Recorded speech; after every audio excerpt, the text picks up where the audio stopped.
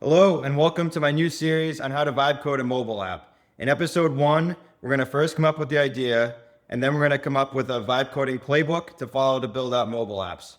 And 3, we're going to execute on phase 1 of the plan. So if you stay to the end of this video, you can be sure that your app is off to the right start. So let's dive in. Okay, so in this series, we're going to be vibe coding a mobile app from scratch, which I have not done before. I have built web apps in the past, but I have not done a mobile app. So in this series, we're going to follow along and hopefully learn some lessons along the way to point where we can turn this into a system that can be repeated.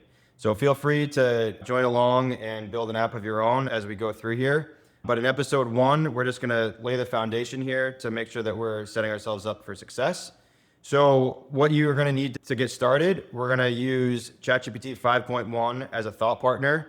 We're going to be using Gemini 3.0 as a research assistant, and we'll be working with YouTube videos in this video for using Gemini 3.0. And then we'll be using Claude Code as a developer. So the app that I'm trying to build in this series is a what should I eat for dinner app. And so the idea is it's kind of like a Tinder for coming up with what you want to eat for dinner. So partners would go on, they would have linked accounts. One user would go in and they'd be prompted with meal suggestions. They would swipe right if they liked it. They swipe left if they don't. Their partner would do the same. If both of the partners swipe on the same meal, they would be prompted and then they would get notified and they could make that recipe and get going from there. So that's the idea for the app. And like I mentioned, I haven't built a mobile app before, so I wanted to make sure that we are following a playbook and following best practices. So recently I had watched a Greg Isenberg video that Chris Raroque was also joined, and they talked about best practices for building mobile apps and what really differentiates your app from the thousands and hundreds of thousands of millions of apps in the App Store. So I thought that was a great inspiration. And from there, I decided to go deeper into both Greg's and Chris's channels on videos that focused on building mobile apps. And then what I did was I compiled that list and then went over to Gemini and gave a prompt basically saying that you are my AI research assistant for vibe coding iOS apps. Your job is to study a set of YouTube videos about building mobile apps. And here are the videos and what I want you to do. So I wanted to get which YouTube channel is from, the title, the URL, a short description, and then some key takeaways. And then from there, I wanted to build a playbook, which we'll be referencing throughout the rest of this video. So I thought it did an awesome job. It came up with a formatted table, exactly what I wanted. And you can see the key takeaways on the rightmost column. And then if I go to the video that I had originally launched this idea, was Greg's. It was how I design apps 10x better, free course. And then so Greg and Chris in this video, they talked about some of Chris's mascots that he uses in his apps, along with animations.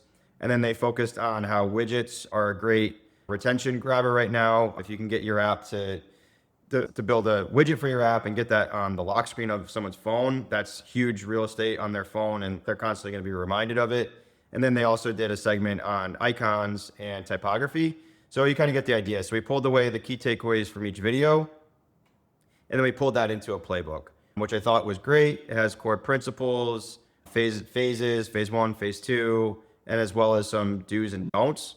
So I took that and then turned that into the visual that we have here, which I just like looking at things better than I'm more of a visual learner. So this works great for me. So if we start at the top here, we have phase 1, which is the idea and validation phase.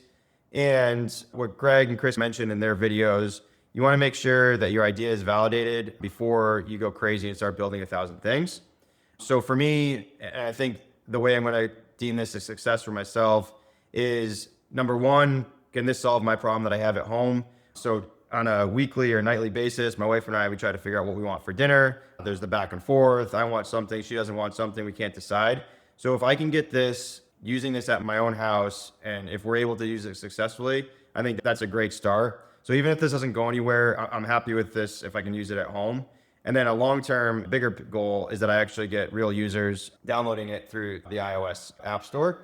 So to me, that idea is validated.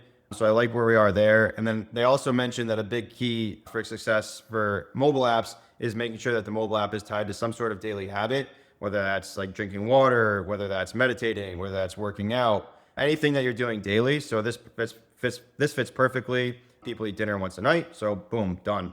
That's there. And then from there, they mentioned that you want to build a wait list to see if you have people that are interested that can help scope and drive the app. So what we're going to do next is we're going to jump into Claude Code to build a wait list for the app. So we don't have a name yet, and we're not going to go crazy with Claude Code designing the actual app in this step. All we're doing is just making the wait list so that we can see if there's interested people online, we give them a way to sign up. So let's head over to Claude Code to do that. Okay, so I am in Claude Code Desktop. So this is different than using Claude Code within your terminal or within VS Code. This is a new feature, but I think the UI is really nice in here. So I'm connected to a blank folder for this project, and I'm going to paste in a prompt that I had ChatGPT write for me. And like I mentioned before, I'm going to be using ChatGPT as the thought partner throughout this. Brain dump, ask questions, ask for guidance as we go here. But so this helped me draft a prompt to create the landing page. And I guess the key things to point out is, since we don't have a name, this is just going to be a nameless app, but we're going to try to describe the app so people have an idea what it is, and then try to get people to sign up for the wait list. So we'll let that go. Okay, so it was ready. It took a couple minutes, but ready to go. So I copied and pasted the URL. And okay, so we have a very basic layout, which is great. Simple design. Stop arguing about what's for dinner. A simple swipe app for couples. We suggest meals. You both swipe. And when both say yes to the same one, you get a match for tonight's dinner. Perfect. So you have a link to get early access. And then how it works. Link with your partner. Swipe on tonight's suggestions. Get matched why this exists. Perfect. So let's try this out. I don't think we've set anything up for the back end, so this is probably not going to work. Let's try that. We don't have a back end set up, so we are going to try to connect this to Google Sheets. Okay, little back and forth there. Let's refresh. Okay, so new test email.